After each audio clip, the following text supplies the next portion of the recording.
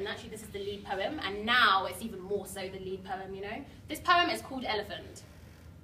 I said I'm proud to be an African. He told me to go back to Africa. I can't be British and African. I have to choose. And my waistcoat with Zimbabwean print, and my trousers from Sierra Leone, and my bag made of the loving hands of Rwandan women, all offended him.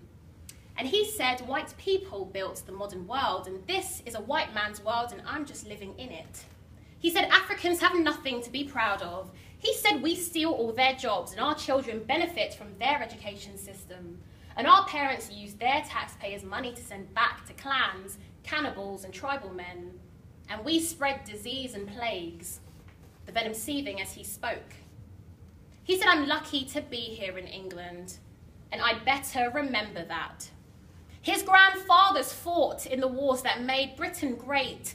They created a land of the free. He said black men steal their white women and dilute the supremacy of an English gene pool, and his ancestors are turning in their graves. He said I'm lucky to be pretty for a black girl, and that I speak well enough, despite the fact that I speak better than him. Using we were instead of we was, and knowing the difference between there, and there, crossing my T's and dotting my I's, speaking as if the queen herself raised me. But it was a queen herself that raised me. He said things were better when they had an empire. White people had respect.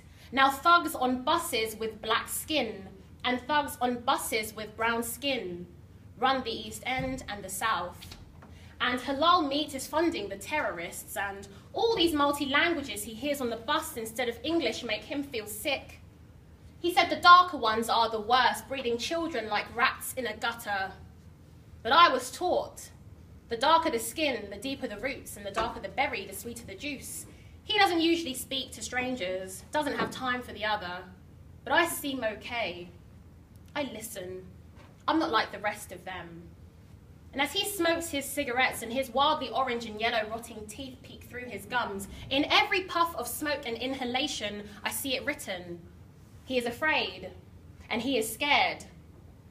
He should know better, but the system failed him too, feeding him lies to destroy him. He says he once had a daughter, half Indian actually, but her mother and she were burnt in a fire. But anyway, that's history. No trace of them left or that part of his life, and he's never married again, doesn't want a wife. He says he's not a racist, he's pragmatic. And what did ethnic people ever do for him anyway? Well, I remind him that he is of an ethnicity too, and no, he says violently. White people are white, and white is good. White is right. Why do you think we align everything bad with blackness, girl? But it's from darkness we came, I say.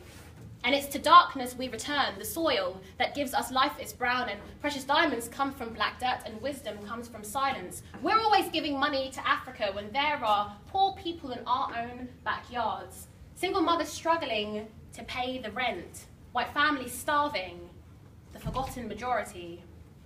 He finishes his smoke and looks me straight in the face and says, all is lost anyway.